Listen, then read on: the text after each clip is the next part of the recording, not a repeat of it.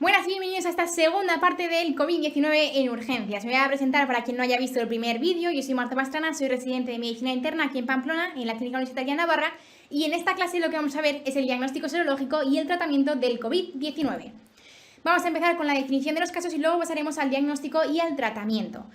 ¿Qué tenemos que saber? Que existen tres tipos de casos de coronavirus. El primero de ellos, el más básico, es un paciente que tiene llamado caso sospechoso, que es un paciente que tiene síntomas de coronavirus, que recordemos que son los más importantes: fiebre, tos y disnea, y que ha tenido contacto, es decir, un caso en el que sospechamos que puede tener un coronavirus, pero todavía no tenemos ninguna prueba realizada, no tenemos ninguna PCR hecha.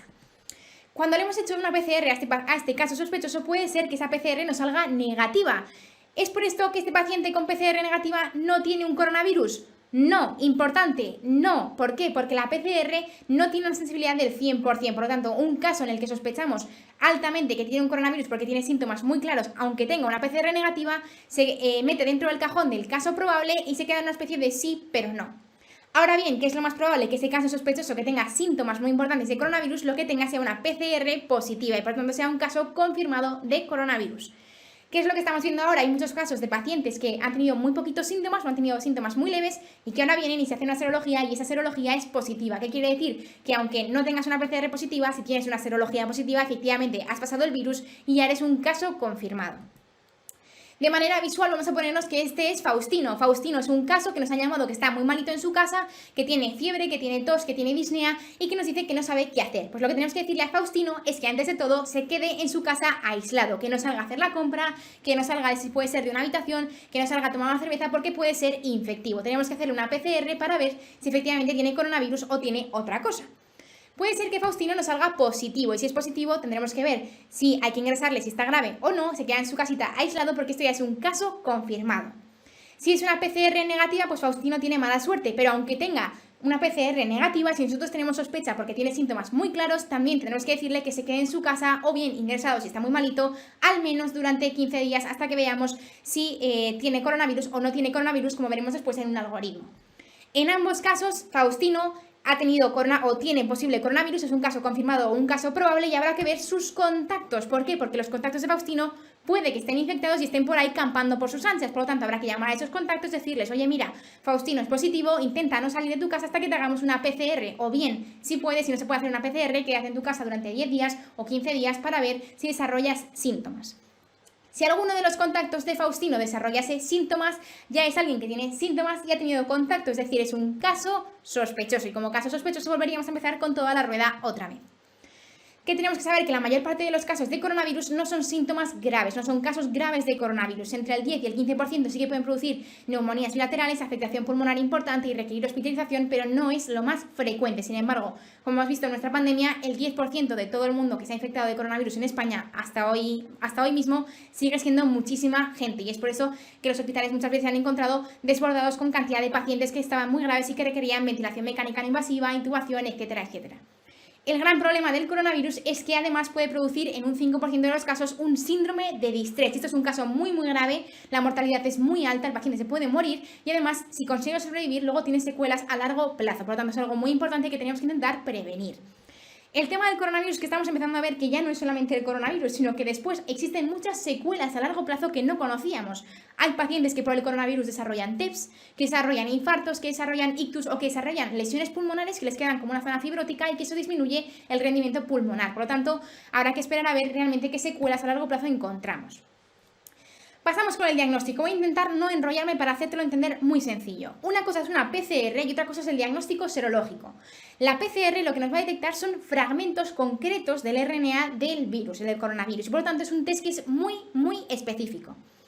La PCR es el gold standard, la técnica de elección en cualquier situación. El problema está en que la PCR tarda un tiempo, tarda unas horas, incluso 48 horas en tenerse el resultado. Y obviamente es una técnica que es muy cara, que requiere mucha técnica de laboratorio y que muchas veces en plena pandemia pues no podíamos hacer porque no teníamos posibilidad de hacerle a todos los pacientes que teníamos para hacerles una PCR. Por eso empezaron a sacarse las llamadas PCRs rápidas o los test rápidos, que aunque están muy bien, tienen algunos problemas como veremos después. ¿Qué es lo que tenemos que saber de la PCR? La PCR tiene una especificidad muy alta porque son técnicas o son fragmentos concretos del coronavirus que hemos amplificado. El problema está que la sensibilidad no es del 100%. Te pongo aquí que es del 89, hay algunos estudios que dicen que es del 95, otros que del 81, varía un poco, pero es de media un 89. Y está muy bien la sensibilidad, pero efectivamente tiene más sensibilidad cuanta más carga viral tienes, porque cuanta más carga viral tienes, más fácil es que nosotros encontremos ese fragmento específico del coronavirus. Es por eso que se dice que la PCR tiene máxima rentabilidad a partir de la semana de desarrollo de los síntomas, que es cuando se cree que la carga viral llega a su tope. En el momento en el que tú estás peor, en el momento en el que tengáis más carga viral, cuanto más síntomas tienes, se cree que la PCR es más positiva. A medida que va pasando el tiempo y van pasando los días, por ejemplo, a partir de los 10 días se empieza a ver que la carga viral va bajando y por lo tanto la posibilidad de tener un verdadero positivo a partir de los 10 días o de los 7 días desde el inicio de los síntomas es más y más bajita, menos probable. ¿Qué es lo que vemos? Que hay muchos pacientes, no muchos, pero hay pacientes en los que vemos que les hacemos una PCR, efectivamente tienen coronavirus, pasan el coronavirus, pero luego tienen persistentemente durante semanas e incluso meses PCR positiva. Esto es así porque la PCR lo único que detecta son fragmentos del virus, pero no detecta si el virus está vivo o muerto. Es por eso que se cree que esos pacientes no tienen capacidad infectiva como tal, aunque efectivamente al principio de la pandemia no sabíamos muy bien qué hacer con ellos. Los test rápidos son los test que han intentado suplir esa PCR porque se hacen muy rápidamente. Generalmente en una hora o en 30 minutos tienes el resultado y funciona como fenomenal en una situación de muchísima gente. Sin embargo, la sensibilidad es muy bajita. La sensibilidad es del 50 o el 60% y por lo tanto realmente puedes tener muchos falsos positivos y muchos falsos negativos. Algo que es pues importante en una situación en la que tienes que decidir si aíslas a un paciente 15 días o si no le aíslas. Entonces, el problema de las test rápidos de PCR es esta sensibilidad bajita. Sin embargo, sí que es verdad que si los síntomas son muy altos, los síntomas son muy importantes, el valor predictivo positivo crece. Y por lo tanto, si tienes un test rápido positivo con síntomas muy importantes de coronavirus, de sospecha de coronavirus, pues obviamente hay que sospechar que eso sí que puede ser un test positivo, un caso confirmado de coronavirus. Sin embargo, ¿qué hacíamos con aquel paciente como Faustino que tenía alta sospecha porque tenía síntomas, pero que tenía una PCR negativa? Bueno, pues hay todo un algoritmo de esto, porque efectivamente es algo que encontramos en nuestra práctica diaria, donde lo que se recomienda es, como la sensibilidad no es del 100%, hacerles una segunda PCR. Si esa PCR es positiva, ya está, te olvidas, caso confirmado y se nos acabó. Ahora, como esa PCR de Faustino sea negativa una segunda vez, hay que pensar, ¿realmente Faustino tiene una PCR, tiene un coronavirus o no tiene un coronavirus? Pues la manera más fácil de ver esto es haciéndole una serología. ¿Por qué? Porque la serología lo que nos va a decir si tiene IgM positivo es que efectivamente tiene un coronavirus que puede estar en una fase más avanzada y que tenga menos carga viral y por eso no lo detectamos. Pero si la IgM es negativa, es que ya probablemente ese Faustino no tenga un coronavirus, tenga otra cosa distinta. ¿La serología qué es? La serología es detectar los anticuerpos. Generalmente el test de elección, igual que la PCR en tiempo real, es el test de ELISA, que es una técnica cuantitativa. Nos va a decir si existe o no existe anticuerpo y además nos va a cuantificar cuánto de ese anticuerpo tenemos. La IgM es la que primero se positiviza y que generalmente aparece entre los 5 y los 10 primeros días después del inicio de los síntomas. Mientras que la IgG aparece alrededor de las 2 semanas después del inicio de los síntomas. Por lo tanto, se dice que a partir de la segunda o la tercera semana, en ambos casos tenemos niveles óptimos. Se hicieron unas pruebas rápidas de serología que también están muy bien, pero que tenemos el mismo problema que con las pruebas rápidas de PCR, y es que tienen una sensibilidad bajita y por tanto tenemos falsos positivos. En este caso lo que tenemos son técnicas cualitativas que no nos van a decir cuánta IgM y cuánta IgG tenemos. Por lo tanto, vamos a encontrarnos un paciente que sea IgM positivo e IgG positivo. Y no sabemos muy bien si ese paciente ya lo ha pasado y simplemente tiene residual un poquito de IgM, o bien si está empezando a positivizar la IgG y todavía puede ser que tenga una PCR positiva. Esta es la manera de resumir todo lo que te he dicho, que espero que lo hayas entendido bien. Tenemos aquí la imagen en azul, que es nuestra PCR, que recordemos, empieza a subir progresivamente, es máxima a partir de la primera semana del inicio de los síntomas y es ahí cuando tendríamos que hacer una PCR porque su sensibilidad será máxima. A partir de los 7 días empieza a bajar la carga viral y por tanto la posibilidad de que nosotros detectemos esa PCR positiva. A partir de las 2 semanas empieza a aumentar la IgG y la IgM, primero la IgM y luego la IgG. Y esta es la versión resumida de todo lo que te he contado que tenéis en vuestra adenda. Recordamos, IgM positiva a partir de la segunda semana, generalmente 10 días desde el inicio de los síntomas. Y recordamos ese caso en el que podemos tener IgG e IgM positivo. En estos casos, ¿qué es lo que se le suele recomendar al paciente? Se le suele recomendar que se haga una PCR. Porque si la PCR es positiva y tiene una IgM positiva, muy positiva, probablemente ese paciente, aunque todavía pueda ser infectivo, esté empezando ya a resolver ese coronavirus. Mientras que si tiene una PCR negativa, IgM positiva, IgG positiva, lo que probablemente sea ese paciente ya no es infectivo, está ya en fase completa de resolución y probablemente tenga simplemente un poquito de IgM residual. ¿Qué tratamiento tenemos que hacer? Bueno, pues para esto lo primero que tenemos que hacer es asegurar la ventilación, porque es lo primero que les falla a estos pacientes. Primero, el ABCDE. Se pone oxígeno si hace falta con filtro de exhalado, recordemos, para evitar aerosoles, de la misma manera que ponemos cámara en broncodilatadores. Si se puede, habitación con presión negativa o en la UCI, esto recordamos no siempre es posible, Y sí que es verdad que no está recomendado por rutina dar corticoides y antibióticos. Ya veremos después cuándo ponemos los corticoides.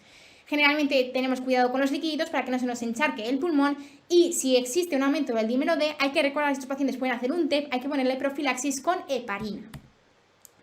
Para entender bien el tratamiento del coronavirus, lo que hay que entender es la fisiopatología. Recordemos que hemos dicho antes que el coronavirus entra por la mucosa, llega al pulmón, se une a su receptor de la ECA2, empieza a entrar en los neumocitos y los destruye. Por lo tanto, inicialmente lo que tenemos es un rápido crecimiento del coronavirus, un aumento de la carga viral y empiezan a destruirse un montón de células produciendo daño pulmonar.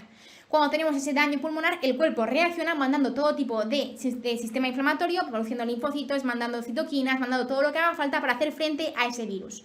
El problema está en que si el caso es muy grave y el virus se descontrola, puede empezar a afectar a todo el pulmón. Y esto ya el cuerpo no lo tolera muy bien y se vuelve un poco loco, de tal manera que se produce una disregulación, empieza a producir inflamación a lo loco, empieza a producir citoquinas, empieza a producir un montón de sustancias inflamatorias que generan una tormenta dañina de citoquinas.